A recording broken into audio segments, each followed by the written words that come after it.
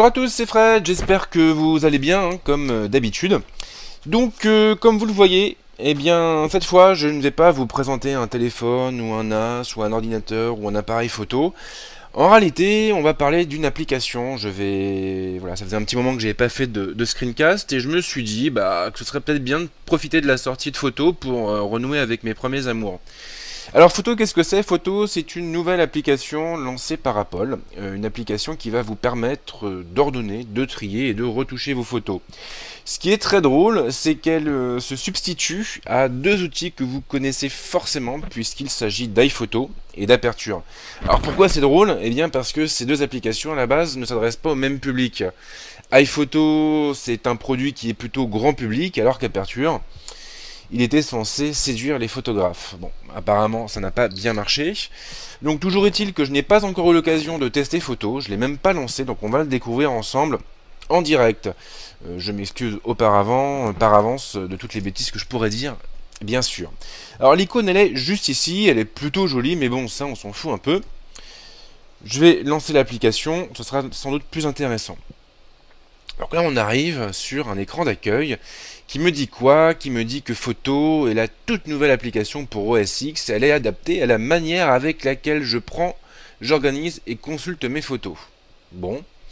J'ai un lien de navigation rapide et un lien démarrer. Donc un bouton démarrer. Donc on va cliquer sur démarrer. Alors là, il m'explique comment ça fonctionne. Donc en gros, ma photothèque va partir sur iCloud et elle sera synchronisée sur tous mes terminaux. Donc ça vaut pour les Mac, ça vaut aussi pour l'iPhone ou l'iPad. Je pourrais même les retrouver sur le portail web d'iCloud, donc ça c'est plutôt cool. Et puis quoi d'autre? Eh bien toutes les photos et toutes les vidéos que je vais enregistrer avec mon iPhone ou mon iPad seront aussi envoyées dans le nuage et récupérées après sur Photo. Donc là on est sur une architecture similaire à ce que proposait iPhoto. Et qu'est-ce qu'il me dit d'autre? Que toutes les infos sont synchronisées en temps réel et mises à jour. Donc j'ai la possibilité d'activer ou pas la photothèque d'iCloud. Je vais le faire. Voilà, je suis un godin. Alors, le problème, hein, c'est que la plateforme, elle est quand même limitée. Je crois qu'on est sur 5 Go avec la version gratuite. Donc ça veut dire quoi? Ça veut dire que si vous stockez beaucoup de photos, vous allez devoir fatalement migrer sur une formule premium. Maintenant, si vous avez à la maison un Mac et un iPhone, et même un iPad, peut-être que l'investissement vaut le coup. Et donc là, j'arrive sur la page d'accueil. Alors ça fait un peu bizarre. C'est très vide, parce que pour l'instant, j'ai pas de photos. L'interface elle est vraiment réduite à son strict minimum. On a juste une barre d'outils là-haut qui va me permettre de naviguer de page en page, d'agrandir ou de réduire la taille des vignettes. Et puis ici j'ai 4 onglets pour naviguer entre les photos, les éléments partagés, les albums et les projets. Alors album, projet, quelle est la différence? Bonne question. Alors les albums ça me permet d'organiser mes photos et les projets ça me permet d'organiser aussi mes photos. Très drôle. Non, en fait, la différence, c'est que dans mes projets, je vais pouvoir stocker des photos se trouvant dans différents albums. Donc ça peut être très pratique quand vous voulez, par exemple, imprimer, je sais pas, un calendrier ou un livret pour la famille. Vous ne serez pas obligé de créer un album pour ça, vous pourrez passer par cet onglet-là. Donc c'est plutôt intelligent. Ici on a un bouton plus qui va me permettre de créer différentes choses. Je vais pouvoir créer un album intelligent. Alors quelle est la différence entre les deux? Je pense qu'en fait avec l'album intelligent, on va pouvoir filtrer les photos en fonction de certains critères comme la date de prise de vue ou l'appareil photo. Je vais aussi pouvoir créer un nouveau livre, un nouveau calendrier, une nouvelle carte, un nouveau diaporama et même carrément commander des tirages. Et puis là j'ai un champ de recherche bien évidemment. Alors c'est formidable, maintenant le souci c'est que il m'a pas repéré ma photothèque parce que j'ai une photothèque mais elle est stockée sur Lightroom. Donc fatalement Photo ne va pas la chercher. Ceci étant, je vais pouvoir quand même importer au moins les dossiers. Donc je vais dans Fichier. Et là, je vais aller chercher l'option Importer. Alors, qu'est-ce qu'il va me proposer? Pas grand-chose. J'arrive sur l'explorateur de fichiers, j'ai mes différents dossiers. Et j'ai bien mon dossier Dropbox. Et donc, dans le dossier images, je vais trouver ma galerie. qui se trouve juste ici. Donc je vais sélectionner mes fichiers et je clique sur le bouton bleu consulter avant d'importer. Donc là j'ai un nouvel onglet qui apparaît ici et qui devrait normalement me lister toutes les photos que je viens de sélectionner. Donc là j'ai toutes les photos de la famille, super. Alors il va falloir du temps parce que j'en ai quand même un sacré paquet. Et donc à partir de là je vais pouvoir décider d'importer ou non certaines photos. Donc je vais pouvoir sélectionner les éléments à importer. Et là, je veux d'ailleurs 3 boutons qui vont me permettre d'annuler la manip, de n'importer aucun des éléments sélectionnés. Donc en gros, il importera tous les autres éléments. Ou bien d'importer tous les nouveaux éléments. Ok. Et ici, j'ai quoi? J'ai mes dossiers. Donc dossier 00, mon dossier d'importation, et 5 de plus. Il a le nombre de nouveaux éléments trouvés par l'appli, et j'en ai donc 284. Donc c'est super. Alors ça a l'air d'être assez rapide. Maintenant si je prends, par exemple, voilà, tiens, une photo de ma belle-fille, je prends celle-là, je l'ai pas classée. Donc je peux juste la sélectionner pour l'instant, je peux pas l'afficher en grand. Donc ça c'est un petit peu con, un petit peu bête même, pour être parfaitement poli. Pourquoi c'est bête? Parce que ça veut dire en gros que je vais pas pouvoir me rendre compte de la qualité de la photo. Sur une vignette de cette taille, c'est pas possible. Alors évidemment, je peux les agrandir, mais même là, sincèrement, là, si je prends la photo de ma fille, bon, je vois sa grosse tête, c'est vrai, mais je vois pas si le piqué est bon, je vois pas si la mise au point elle est correcte, donc finalement, ça me sert à rien, je peux pas prévisualiser avant d'importer. Et ça, c'est vraiment dommage. Je trouve ça un petit peu bête. Donc ce que je vais faire, c'est que je vais tout sélectionner parce que je suis un fou dans ma tête. Voilà, et donc là je vais importer tous ces éléments, sauf que le bouton est grisé. Alors pourquoi il est grisé? That is the question, je ne sais pas. Alors, il est grisé et puis j'ai pas toutes mes photos en plus, donc c'est un peu bizarre. Ouais, alors là, je comprends pas trop. Il y a peut-être un élément qui lui plaît pas. Je vais décocher ça. Toujours grisé. Bien, bien, bien. J'ai l'impression que c'est pas complètement gagné. Ah si, maintenant je peux les importer. Alors, quelle est la différence? Alors je pense que c'est parce que il y a quand même beaucoup de choses, et à mon avis, il a du mal du coup à s'y retrouver. Et effectivement, là j'ai l'impression que c'est pas facile pour lui. Voilà, comme je vous le disais, j'ai beaucoup de photos, puisque dans ma galerie, j'ai mes photos perso. Et j'ai en plus les photos de tous les produits que je teste, voilà, ce qui me permet après de les retrouver facilement. Oula, oula, c'est pas gagné. C'est pas gagné. Le pauvre, il en peut plus, il est fatigué, il y en a trop. Il y en a trop, il y en a trop, il y en a trop. Donc là, j'ai 2544 éléments. Voilà, donc c'est peut-être aussi pour ça qu'il y a des latences. Je resélectionne tout parce que j'ai envie de tester un petit peu la vitesse de l'import. Et importer tous les nouveaux éléments. Allez. Et là, il commence à travailler. Alors, la question que je me pose, c'est de savoir s'il va importer mes photos dans une nouvelle photothèque ou s'il va les conserver à l'endroit où elles se trouvent et simplement me permettre de les gérer comme ça à travers le logiciel. Alors pourquoi je me pose la question? Parce que s'il me crée une nouvelle photothèque et s'il m'importe mes images dans un nouveau dossier, ça veut dire que globalement, je vais me retrouver avec double photo et donc ça va me prendre pas mal de poids. Ouais, alors là j'ai l'impression, je sais pas, j'ai un mauvais pressentiment. Alors j'ouvre une nouvelle fenêtre, Finder. Alors évidemment, je me retrouve là. Je vais voir dans le dossier mes images. Et là, qu'est-ce que j'ai? J'ai rien. Donc, ah si, photothèque. Ah, ah, photo library. Calcul de la taille. D'accord. Donc en fait, ouais, ça augmente. Bon, donc ça veut dire vraiment qu'il me crée une nouvelle photothèque, ce qui est complètement stupide. J'aurais préféré vraiment partir sur les dossiers existants. Là, je trouve que c'est un petit peu dommage. Alors peut-être que j'ai loupé une option, c'est possible. Maintenant, est-ce que je peux annuler l'opération? C'est marrant, j'ai pas l'impression que ce soit possible. Là, je vois que ça travaille. Ah, si je peux l'interrompre en cliquant sur l'icône et en cliquant sur la petite croix. Ouais, parce que bon, là, franchement, ouais, c'est un peu. C'est un peu foireux. Je suis un petit peu déçu. Alors, ouais, est-ce qu'il n'y a pas une option quelque part? C'est possible, mais là, en l'état, c'est quand même pas super pratique. Donc, du coup, j'ai toutes mes photos ici. Mes photos, elles sont ordonnées par date. Donc, je vois bien mes différents sets. Je vois bien, ouais, effectivement. Alors ça me fait chaud au cœur parce que là, c'est les premiers tests que j'ai faits. Et c'est vrai que mine de rien, ça date un petit peu. Donc, ouais. Mine de rien, en 8 ans, j'ai vu passer pas mal de trucs différents. Là, j'ai la première échographie de ma fille. Bon, c'est émouvant. Première écho. Je crois que c'était un garçon à la base. Ouais.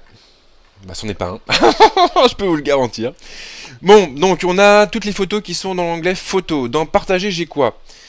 J'ai toutes les photos que j'avais partagées à l'époque avec mon iPhone. À l'époque où j'avais encore un iPhone. Et donc là, en l'occurrence, ce sont toujours les photos de ma fille, les photos de sa naissance. Donc elles ont été prises, je crois, le jour même ou le lendemain.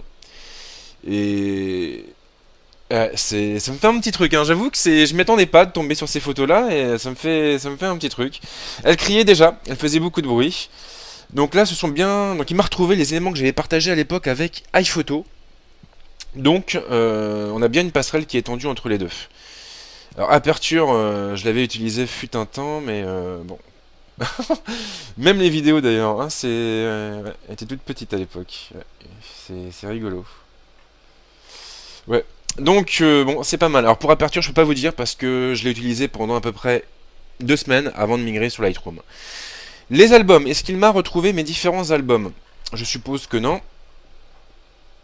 Non, donc il m'affiche tout en enfilade, ce qui n'est pas super pratique. Alors si j'ai envie de créer un album, comment ça marche? Je vais aller sur le petit plus et je vais lui dire que je veux créer un nouvel album. Que je vais appeler... Qu'est-ce que je vais...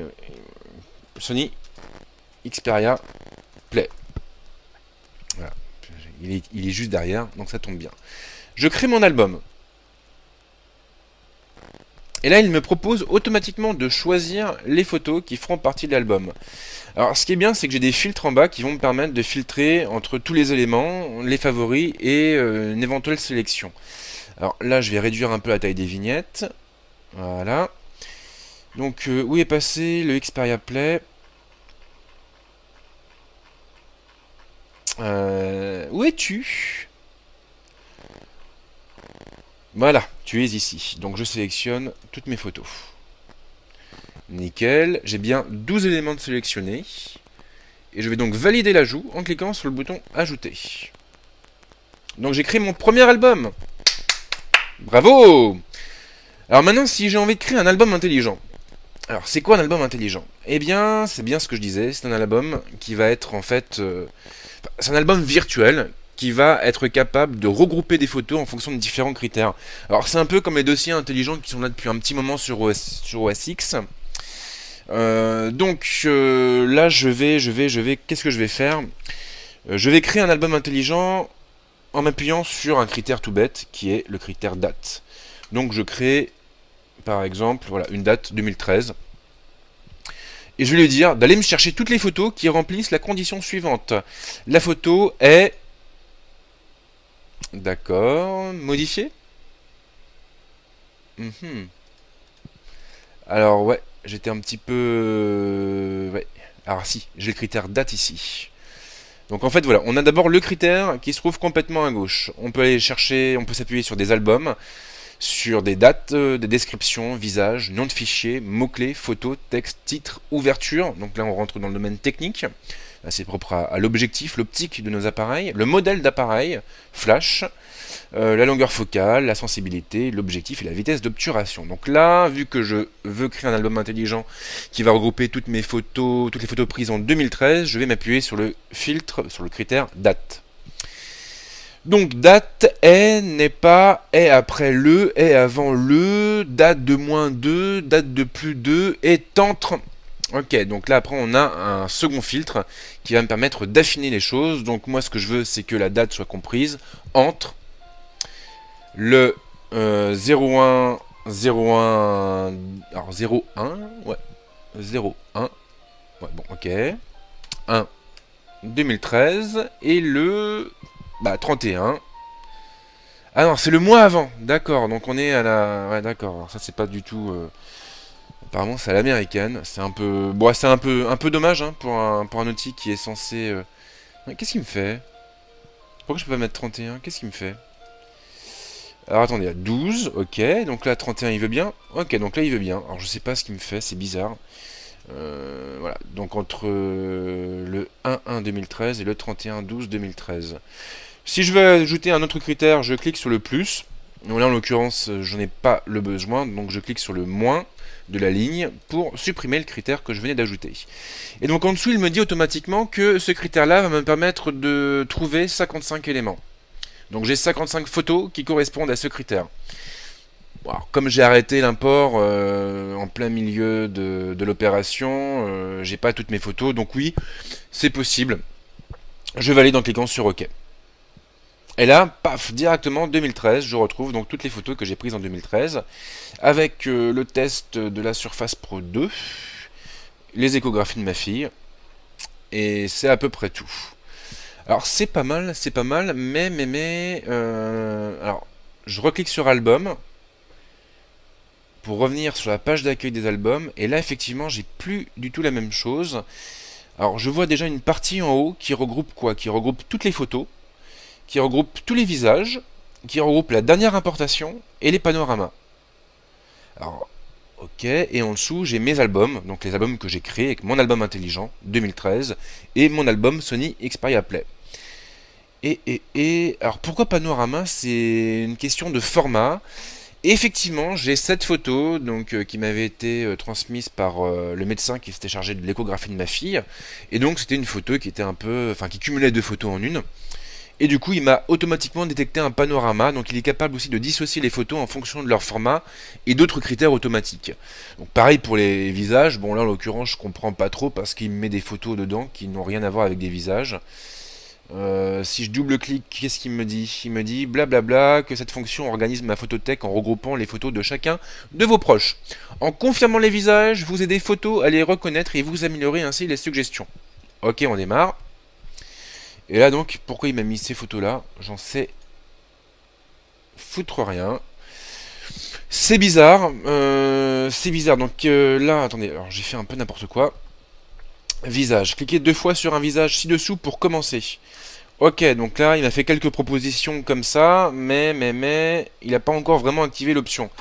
Donc là, par exemple, je vais prendre l'échographie de ma fille, je double-clique et je lui dis que le nom de la personne, c'est le plus beau prénom du monde, soit Lola. Et donc, il me dit que j'ai ajouté deux photos de Lola. Super, je termine. Et bah, c'est pas mal. Je retourne sur la page d'accueil des albums et effectivement maintenant j'ai pas du tout la même chose, donc je pense que vu que j'avais pas activé la fonction, il me proposait des photos un petit peu par hasard, donc c'est pour ça qu'on avait des choses bizarres de ce côté là. Alors sinon je vois qu'au niveau des albums, j'ai mon album intelligent et j'ai une petite icône qui se trouve ici. Et cette icône va me permettre de faire apparaître les critères de sélection, donc je vais pouvoir les éditer et les modifier. Si par exemple j'ai envie que mon album s'appelle maintenant 2015 et qu'il me récupère des photos prises entre le 1er janvier 2015 et le 31 décembre 2015. Alors 2115 peut-être pas, voilà 2015, je valide, et là automatiquement il se passe rien parce qu'il est possible qu'il n'ait pas récupéré les photos les plus récentes. Donc ça doit être ça. Alors si je pars plutôt sur 2011, parce que là j'avais des photos de 2011. Voilà, 2000... Ouais, j'ai du mal moi, je sais pas ce que j'ai là. C'est la fin de la semaine. Voilà, 2011. Je valide, j'ai bien 72 éléments correspondants. Ok. Alors ça c'est pas mal, parce que finalement vous allez pouvoir organiser vos albums de différentes façons. Vous n'êtes pas tenu de respecter scrupuleusement votre organisation, et avec les albums intelligents vous allez pouvoir faire quand même pas mal de choses. Alors après on a les projets. Les projets ils vont me servir à quoi? Ils vont me servir donc à créer des albums, des choses comme ça. Il me dit que pour commencer je dois sélectionner des photos dans photos ou dans la vue album. Et après je vais devoir cliquer sur le bouton créer et choisir un livre, une carte, un calendrier, des tirages ou un diaporama. Ok, donc je vais aller chercher les photos de ma fille. Enfin, les échographies de ma fille. Parce que... Ah si, j'en ai ici. Ouais, non, je n'ai pas d'autres. Alors, est-ce que je les ai bien sélectionnés? Ouais, j'ai ça, j'ai ça. J'ai ça. Donc là, on est pas mal. On a ça. Et c'est à peu près tout. Ah non, il y avait celle-là aussi. Là, c'était la toute première écho. Faut bien l'avouer, elle ressemblait pas à grand-chose à la première. Hein. C'est une espèce d'haricot, un amas de cellules. Donc voilà. C'était assez... Enfin, c'était assez intangible, on va dire. Après, ça a très vite changé, puisque l'amas cellulaire s'est transformé en haricot. Et puis après, en mini-humain. C'était assez bizarre. Donc j'ai sélectionné mes photos. Maintenant, je dois aller chercher un bouton créer. Alors, qu'est-ce que j'ai ici? Ça, c'est quoi? C'est pour lancer le diaporama, je suppose. Ouais, ça doit être ça. Ouais, c'est pour créer un diaporama. Je verrai plus tard. On a un bouton plus qui va me permettre d'ajouter un moment à un album intelligent, à un livre, à un calendrier, une carte ou d'autres choses. Et puis ici, c'est un petit bouton pour, je suppose, partager les images. Ouais. Et là, on va pouvoir les envoyer donc soit dans le partage de photos iCloud, soit par mail, par message, AirDrop, Twitter, Facebook et autres. Par contre, j'ai pas de bouton créer à proprement parler. C'est assez bizarre. Si je fais un clic droit, j'ai pas de bouton créer. J'ai pas de bouton créer. Par contre, je vais pouvoir dupliquer la photo, la partager, la masquer ou la supprimer. Ouais, donc du coup, j'ai même perdu ma sélection en plus. Bon, bah alors je suppose qu'on va créer sur le, qu'on va appuyer sur le plus. Et puis je vais lui dire que je veux créer un livre. Et là donc, on a un assistant qui démarre et qui va me permettre de choisir le format. Donc j'ai un format carré, classique ou brochure. Et bien sûr, on va pouvoir passer commande. Alors après, tout dépend du format. Mais là, sur un 25-25 en 20 pages, je suis sur 39,99 €. Ok, donc bah écoutez, hein, on va sélectionner ce format-là, format carré. Et après, on peut choisir le thème. Donc ça, c'est assez cool. Alors, c'est ce que j'ai toujours apprécié avec, avec Apple, c'est qu'on a des solutions qui sont effectivement parfois très simplistes, mais qui marchent bien. Et c'est vrai que pour les néophytes, c'est quand même génial parce que voilà, ma boulangère, elle n'a pas forcément envie de sortir l'artillerie lourde pour créer ses albums. Là, au moins, avec l'outil, alors elle a qu'à choisir son thème, voilà. Et puis, après, elle pourra créer son projet, l'alimenter, l'organiser et ainsi de suite. Donc là, étonnamment, il me renvoie sur d'autres photos que je n'avais pas sélectionnées. C'est un petit peu bizarre. Alors après, possible que je me sois planté. Mais ce qui est intéressant, c'est qu'ici, on va pouvoir choisir la mise en page, ajouter de nouvelles pages, déplacer des clichés, les supprimer. Donc on va pouvoir réorganiser un petit peu notre album comme on l'entend. Et tout ça assez facilement, donc c'est plutôt cool. Alors je retourne sur les albums, ou même sur les photos d'ailleurs. Alors j'ai vu aussi qu'on avait des petits pictogrammes ici. Donc ça je suppose que c'est pour ajouter les photos aux favoris. Donc je vais le faire avec quelques photos. Donc c'est assez rigolo. Maintenant, comment est-ce que je peux la retrouver ensuite? Telle est la question. Eh bien, j'ai pas de filtre apparemment. C'est assez bizarre. Alors pourquoi j'ai pas de filtre? Si je pars dans la recherche par exemple et que je tape favori, aucun résultat. Donc c'est pas là. Alors comment retrouver ces favoris? That is the question. Partager, non. On a toujours les photos de ma fille. Là on n'a rien. Enfin on a les albums. Si je retourne sur la vue, on a quoi? Ah si, on a les favoris qui sont là. Donc les favoris sont considérés comme un album à part entière. Why not? Donc c'est aussi un moyen de mettre de côté des photos pour les retrouver par la suite. Alors si je retourne dans les projets maintenant, j'ai bien mon livre qui est ici avec la date. Et donc je vais pouvoir le continuer, le modifier ou démarrer un nouveau projet. Alors, donc là c'est pour les options usuelles. Ensuite, est-ce qu'on a autre chose? Alors, dans les préférences. Dans les préférences, qu'est-ce qu'on a?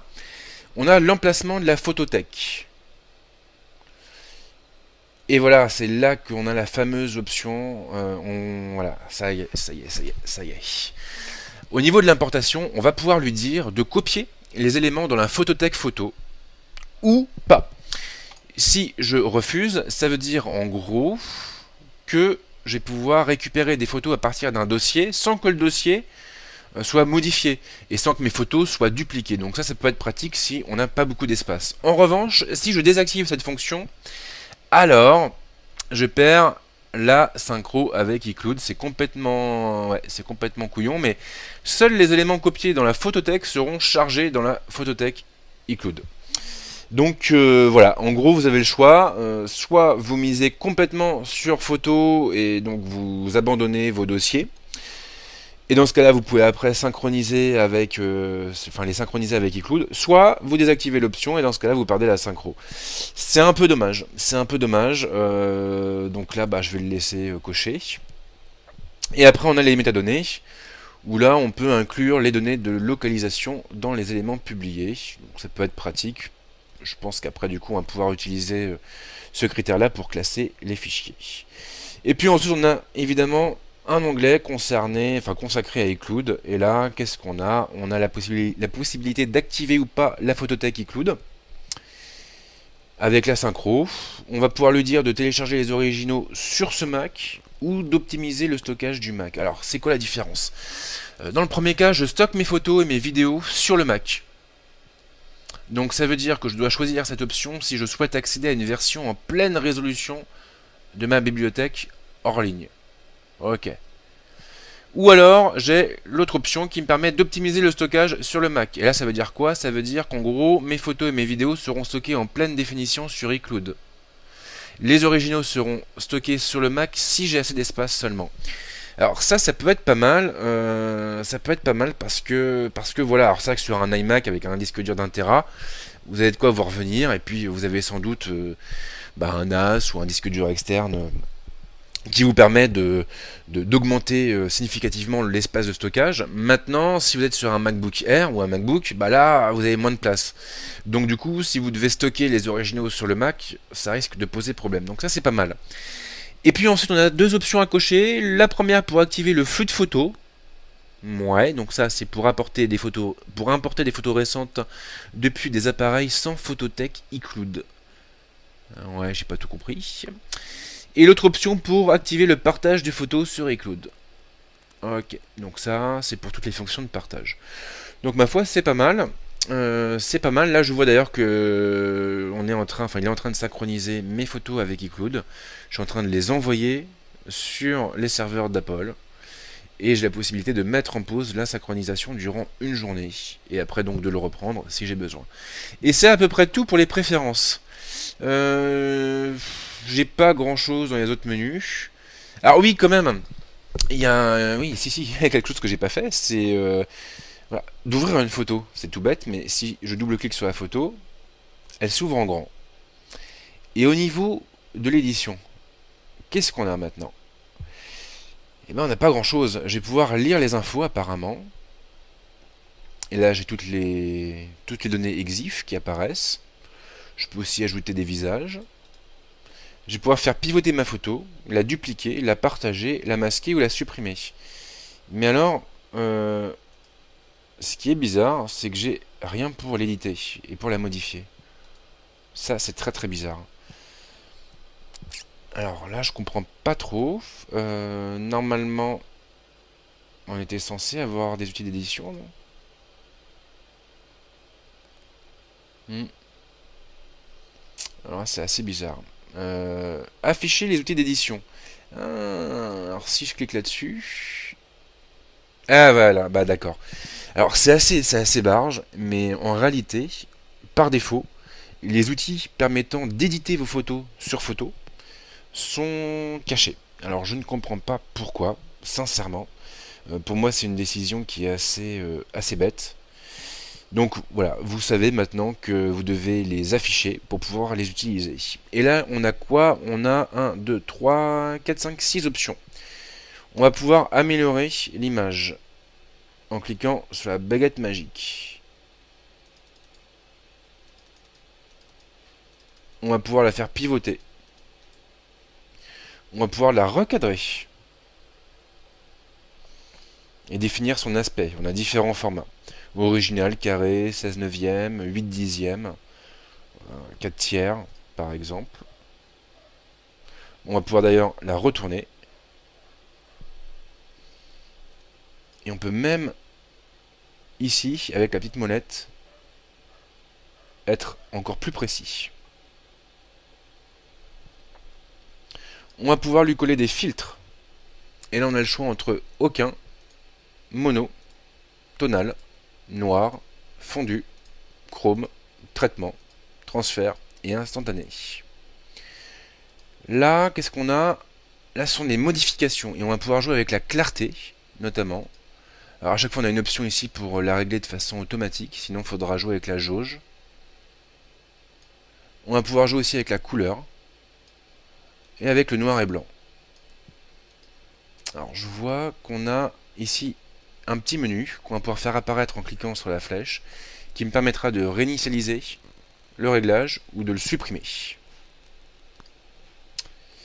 Ici, j'ai un bouton pour rajouter, et là, j'ai d'autres options encore qui vont apparaître. J'ai l'histogramme, que je vais pouvoir intégrer, la netteté, la définition, la réduction du bruit, l'effet de vignette, la balance des blancs, et les niveaux. Alors là encore, Apple a pris la décision de masquer la moitié des outils. Alors je trouve ça complètement incroyable, mais ça prouve une chose. Ça prouve que dans l'esprit de la firme, Photo est avant tout un produit qui s'adresse aux néophytes et au grand public. Il ne vise donc pas les photographes. En même temps, c'est vrai qu'Aperture n'est pas parvenu à s'imposer face à Lightroom, donc ça peut se comprendre. Ce qui est sûr en tout cas, c'est que si vous avez besoin d'aller plus loin, eh ben, vous allez devoir mettre les mains dans le cambouis et activer ces différentes options à la main. Et donc là, on a quoi? On a la netteté qu'on va pouvoir gérer ici. On va avoir la définition aussi, qu'on va pouvoir augmenter ou réduire. Même chose pour la réduction du bruit, pour l'effet de vignettage. La balance des blancs. Alors la balance des blancs, on a gris neutre, ton cher ou température. Et là, on a une petite pipette qui va nous permettre d'être encore plus précis. Et puis bien sûr, en dessous, on a l'histogramme. Et là, on va pouvoir, eh bien, bidouiller un peu plus notre image et changer ses réglages. Alors là, ce que je fais, c'est évidemment très très moche, hein, mais voilà. Et à chaque fois, on a donc toujours le même petit menu pour chaque réglage, ce qui nous permet de revenir facilement en arrière. Et puis enfin ici, nous avons quoi? Nous avons la retouche. Et là, qu'est-ce que c'est? Eh bien, c'est tout simplement pour activer un pinceau. Et avec ce pinceau, je vais pouvoir faire quoi? Je vais pouvoir gommer des choses. Alors, je vais pouvoir les gommer. Et donc, qu'est-ce qu'il me dit là? Cliquer et faire glisser sur des tâches pour les supprimer. Option plus clic pour choisir la zone source. Ok. Ah oui, donc je peux dupliquer des zones aussi. Alors ça, c'est assez rigolo par contre. Bon, ça reste hein, évidemment très grand public. Hein. On est loin de ce que propose Lightroom, mais bon, c'est assez rigolo. Et je crois que c'est à peu près tout. Hein. Ouais. Avec un clic droit, on peut revenir à l'original, lire les infos, donc on retrouve à peu près les mêmes options. Ouais, on n'a rien d'autre. Donc voilà pour l'édition. Si je veux revenir en arrière, j'appuie sur échappe. Et là, non, tout ce que j'ai fait, c'est quitter la vue en plein écran. Alors comment je fais pour... Ouh. Alors si, il faut aller là-haut et là lui dire qu'on a terminé. Et normalement, à partir de là, on peut repartir sur les photos et aller modifier un autre cliché. Alors ce qui est intéressant aussi, c'est que quand on va ouvrir une photo, on a donc toujours hein, ces onglets qui apparaissent ici. Et puis là, on a un bouton pour le mettre en favori, un bouton pour lire les infos, un bouton pour ajouter un album, un diaporama ou un projet de tirage, un bouton pour partager les photos sélectionnées et un bouton pour les modifier. Et puis ici, bien sûr, on peut ajuster la vignette pour l'agrandir. Et là, on a un bouton cool pour voir eh bien, les autres photos qu'on a sélectionnées et donc pour naviguer de photo en photo. Ok, donc je crois qu'on a fait le tour. Qu'est-ce qu'on peut dire? Alors déjà à la base, effectivement, on a un produit qui est très simple, qui est très grand public.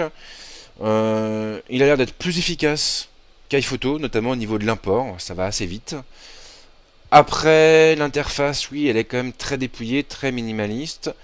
L'avantage, c'est qu'on s'y retrouve assez vite. L'inconvénient, c'est que la plupart des options sont masquées, et ça, c'est quand même vachement dommage, notamment pour les outils d'édition. Je trouve que c'est vraiment pour moi, c'est vraiment une faute. Maintenant, voilà, comme je le disais tout à l'heure, les photographes, ils ont Lightroom. Donc, photo, ils s'en moquent un peu. Maintenant, c'est quand même bien d'avoir des outils d'édition qui vont nous permettre de retoucher rapidement nos clichés. Je pense que Madame Michu sera contente. Voilà, donc je vais m'arrêter là. J'ai rien de plus à ajouter. Si vous avez des questions, bien sûr, les commentaires sont là pour ça. Et on se retrouve très vite avec d'autres vidéos, des tests et peut-être aussi des screencasts, allez savoir. Ciao!